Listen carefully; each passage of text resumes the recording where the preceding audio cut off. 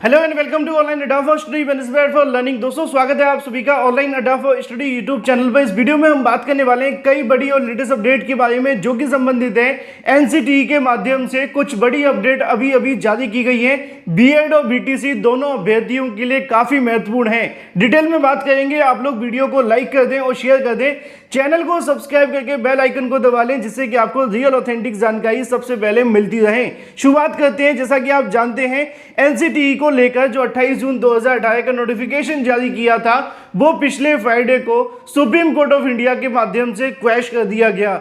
उसके बाद से लगातार छात्रों के मन में सवाल था, चाहे वो बिहार की शिक्षक भर्ती को लेकर 69,000 UP TET, C TET, KVS, PRT, वो सभी की सभी भर्तियां इसी के बीच में लटकी हुई थी क्योंकि बीएड करने वाले तमाम अभ्यर्थियों की जो उम्मीदें हैं वो एनसीटीई के ऊपर टिकी हुई थी कि एनसीटीई इस मुद्दे को लेकर क्या डिसीजन लेती है।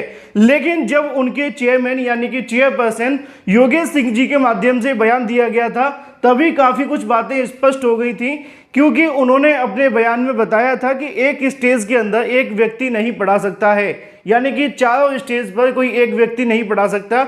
और इस बयान को लेकर बीएड वाले छात्रों ने काफी ज्यादा नाराजगी जताई थी क्योंकि जब इन्होंने अधिसूचना जारी की थी, अगर इस ज्ञान की प्राप्ति तभी हो गई होती तो शायद आज लाखों अभ्यर्थी जो माता पिता के लाखों रुपए खर्च करके बीएड डिग्री लेकर उस पर छोले भटूरे खाने का प्लान कर रहे हैं, वो नहीं दिन देखने पड़ते, किसी और विभाग में जाकर नौकरी कर लेते, भले ही डीएलएड क्यों ना कर लेते। लेकिन शायद ऐसा नहीं होता। अब जो बीत गया तो उस मुद्दे को लेकर बात करने के बजाय वर्तमान में आते हैं। वर्तमान में एनसीटीई के माध्यम से अब चीजें स्पष्ट करना शुरू कर दी गई हैं और एनसीटीई के साथ साथ और भी कई भर्तियां हैं, चाहे अगर बात की जाए बिहार शिक्षक भर्ती को लेकर क्यों ना हो या फिर इसके अलावा पुरानी भर्तियों में किस तरीके से पूरी होंगी, इसको लेकर यहां से एक प्रेस कॉन्फ्रेंस भी देखने के लिए मिली है। पहले आप इसको देखिए, उसके बाद वापस आते हैं कई और मुद्दों पर, चाहे अगर बात की जाए एनसीटीई गजट को लेकर या फिर अधिसूचना के बारे में। वीडियो को आप लोग शेयर कर देना और भी छात्रों को जानकारी मिल जाती है कि बीएड वालों के केस में स्पष्ट कुछ होना चाहिए कि स्थिति क्या है। देखिए, आप लोगों ने माननीय सर्वोच्च न्यायालय का जो आदेश देखा होगा उसके पेज 45 में के अंतिम पैरा में स्पष्ट लिखा हुआ है कि राजस्थान गवर्नमेंट ने बीएड अभ्यर्थियों से आवेदन नहीं लिया, उनको रोक दिया आवेदन देने से। ये गलत हुआ क्योंकि उस समय एनसीटीई का जो गाइडलाइंस था वो प्रभावी था और जब तक गाइडलाइन प्रभावी है तब तक उसको मानना राज्य सरकार को था। और इस दृष्टिकोण से माननीय उच्च न्यायालय राजस्थान हाईकोर्ट और माननीय सर्वोच्च न्यायालय ने दोनों ने ये कहा कि राजस्थान गवर्नमेंट ने ये गलत किया, उनको आवेदन लेना चाहिए था बीएड अभ्यर्थियों से भी। हमारे मामले में भी वही बात लागू होता है। जिस समय हम लोगों ने आवेदन आमंत्रित किया उस समय ये बीएड अभ्यर्थी पात्र थे, योग्य थे और इसलिए उनको आवेदन आमंत्रित करने का मौका दिया गया और उन्होंने आवेदन दिया भी। उसी में आगे माननीय सर्वोच्च न्यायालय ने यह भी आदेश दिया है कि ये एक एस्टैब्लिश प्रैक्टिस है, सेट प्रिंसिपल्स ऑफ लॉ है कि कोई भी वैधानिक संस्था द्वारा कोई एक वैध विधिवत कोई एक आदेश निर्गत होता है तो वह तब तक प्रभावी होता है जब तक कि वो रद्द नहीं हो जाए किसी कोर्ट के आदेश से या किसी अन्यथा। तो इसका मतलब यह हुआ कि 11 तारीख के पहले वो आदेश प्रभावी था एनसीटीई का और उसमें जो भी अधिकार उस सर्कुलर के बेसिस पर जो भी अधिकार लोगों को मिला वो अधिकार सुरक्षित है, वो उसमें कोई रुकावट नहीं है। तो इसका मतलब यह हुआ कि जो लोग नौकरी पा लिए पहले से उनकी नौकरी भी सुरक्षित है, जिन लोगों ने एग्ज़ाम में अपीयर होने का अधिकार प्राप्त कर लिया उनका वो अधिकार भी सुरक्षित है। तो इसका मतलब यह हुआ कि बीएड के अभ्यर्थी जो हैं वो बेशक एग्ज़ाम में अपीयर हो सकते हैं क्योंकि उनका यह अधिकार सुरक्षित हो चुका है।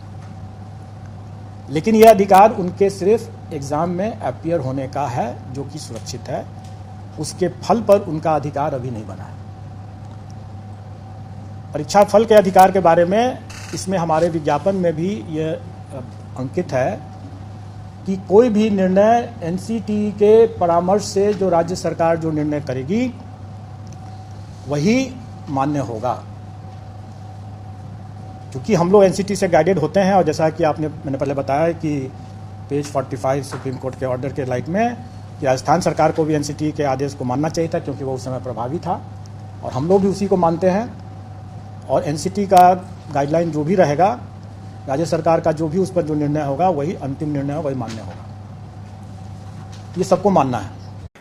तो यहाँ पे आप सभी ने सुना, जो कि चेयरमैन है, आप सभी जानते हैं बीपीएससी के, उनके माध्यम से बताया जाता है बीएड की एलिजिबिलिटी को लेकर और साथ ही साथ पुरानी भर्तियों के बारे में। लेकिन इसी बीच अगर बात की जाए बिहार शिक्षक भर्ती परीक्षा को लेकर, तो बिहार शिक्षक भर्ती परीक्षा के बारे में भी बीपीएससी चेयरमैन के माध्यम से बताया गया है। उनका कहना यह है कि बिहार शिक्षक भर्ती में बीएड वाले अभ्यर्थी परीक्षा तो दे सकते हैं, लेकिन एग्जाम देने के बाद में क्या वो रिजल्ट में घोषित होंगे, यानी कि उनका रिजल्ट आएगा कि नहीं आएगा, ये अभी तय नहीं है। एक लाइन में कहना चाहूँ तो एग्जाम के बाद बीएड वाले अभ्यर्थी बाहर हो सकते हैं। ऐसा मैं नहीं कह रहा हूँ, ऐसा कहना है चेयरमैन का। सुनिए। सबसे महत्वपूर्ण विषय है, आप सब समझ रहे हैं उस चीज़ को, वो है अध्यापक भर्ती परीक्षा को लेकर। यह परीक्षा 24, 25 और 26 अपने निर्धारित तिथि और कार्यक्रम के अनुसार आयोजित की जाएगी। इसमें किसी को कोई संशय नहीं होना चाहिए।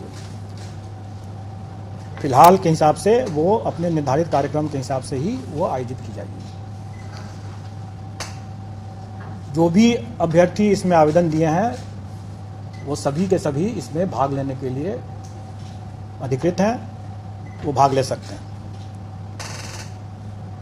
आप सब लोगों को जानकारी दे दूं कि हम लोग परीक्षा के स्टेज पर हम किसी भी अभ्यर्थी की पात्रता या उसकी पात्रता नहीं है, इसकी जांच नहीं करते हैं। स्व घोषणा आधारित वो जो भी अपना तथ्य आवेदन में दिए हैं हम उसको स्वीकार करते हैं और उसके हिसाब से हम। तो दोस्तों यहाँ पे आप सबने बीपीएससी चेयरमैन को सुना, जिसके अंदर उन्होंने पुरानी भर्तियों को लेकर जानकारी दी, एनसीटीए के कुछ नियम को लेकर जानकारी दी और साथ ही साथ बिहार शिक्षक भर्ती, इसके अलावा पुरानी भर्तियों के बारे में। लेकिन ये तो अभी सिर्फ बीपीएससी चेयरमैन का बयान है। अब बात कर लेते हैं एनसीटीई के बारे में, क्योंकि सब कुछ तो डिपेंड एनसीटीई पे करने वाला है। क्योंकि बीपीएससी आयोग तो ये चाहता है कि परीक्षा करा लो और जो छात्रों ने फीस दी है उसको वसूल लो, बाद में जो होगा वो देखा जाएगा, क्योंकि फीस तो वापस करनी नहीं पड़ेगी। इसी वजह से वो ऐसा कर रहे हैं। लेकिन अभी तक एनसीटीई के माध्यम से इस मुद्दे को लेकर अपना क्या स्टैंड है वो भी आपको जान लेना चाहिए। दोस्तों दोपहर को मैंने एक वीडियो डाला था, अगर आपने वीडियो देखा होगा, उसके अंदर मैंने आप सभी को जानकारी दी थी कि एनसीटीई के माध्यम से अपनी ऑफिशियल वेबसाइट पे 2 नोटिस जारी किए गए हैं और दोनों के दोनों नोटिफिकेशन आप सभी को देखने के लिए मिलते हैं। Judgement pass by the honourable Supreme Court of India regarding date 28/6/2018, ये रिसेंट अनाउंसमेंट, इसके अलावा पब्लिक नोटिस के अंदर आपको देखने के लिए मिलेंगे। और इस पब्लिक नोटिस के अंदर एनसीटीई के माध्यम से इस जजमेंट को अपलोड कर दिया गया है, जिसमें 28 जून 2018 के नोटिफिकेशन को रद्द कर दिया गया है। अब इसको लेकर 2 बातें सामने निकल कर आ रही हैं। पहली बात यह है कि एनसीटीई ने इस बात को स्वीकार कर लिया है कि उनका गजट अमान्य घोषित हो गया है, यानी कि अब उसकी मान्यता नहीं है, पहला। दूसरी बात यह है कि अब एनसीटीई के माध्यम से या तो कोई नया गजट जारी किया जाएगा या फिर वो ऐसे ही नोटिफिकेशन डालकर मुद्दे को दफा दफा करेंगे, क्योंकि इस मामले में एनसीटीई भी फंसी हुई है। उनको खुद नहीं पता कि इस पर बयान क्या देना है क्या नहीं देना। सरकार कल को कुछ और आदेश दे दे तो उनको फॉलो करने पड़ेंगे। इसी वजह से एनसीटीई अभी खुलकर बोलने के लिए तैयार नहीं है और उन्होंने अपनी ऑफिशियल वेबसाइट पर भी इस जजमेंट के बारे में जानकारी दे दी है। लेकिन आगे भविष्य में इसको लेकर क्या होगा, किस तरीके से फॉलो करवाएंगे, अभी वो इस मुद्दे पर खुलकर बोलने के लिए तैयार नहीं है। लेकिन जो काम की बात है वो यही है कि अब एनसीटीई का जो गजट है वो अमान्य घोषित हो गया है, उसकी मान्यता खत्म हो गई है। अब वो वैलिड नहीं है किसी भी भर्ती के अंदर, जब से सुप्रीम कोर्ट ऑफ इंडिया ने अपना ऑर्डर दिया है और एनसीटीई ने उसको अपनी वेबसाइट पर डाल दिया है। लेकिन अब आगे एनसीटीई क्या कोई नई अधिसूचना लेकर आएगी या नहीं, इसके बारे में अभी एनसीटीई की तरफ से कोई बयान नहीं दिया गया। लेकिन उम्मीद लगा सकते हैं कि जल्द ही एनसीटी इस मुद्दे को लेकर अपनी ओर से या तो एक नोटिस जारी कर सकती है या कोई नए गजेट या इसके अलावा कोई और संबंधित मामला हो सकता है उसको लेकर फैसला ले सकती है। लेकिन जब तक वो लेगी नहीं तब तक सभी भर्तियों में इसी प्रकार असमंजस बनी रहेगी, चाहे वो 69,000 हो, यूपी टेट हो, केवीएस हो या बिहार शिक्षक भर्ती। क्योंकि बिहार शिक्षक भर्ती में भी यही कहा गया है कि छात्र आवेदन कर चुके हैं, परीक्षा दे सकते हैं, लेकिन रिजल्ट घोषित होगा कि नहीं इसको लेकर सचिव ने अभी मना कर दिया है। फिलहाल इस वीडियो के माध्यम से इतना ही। Thank you for watching this video.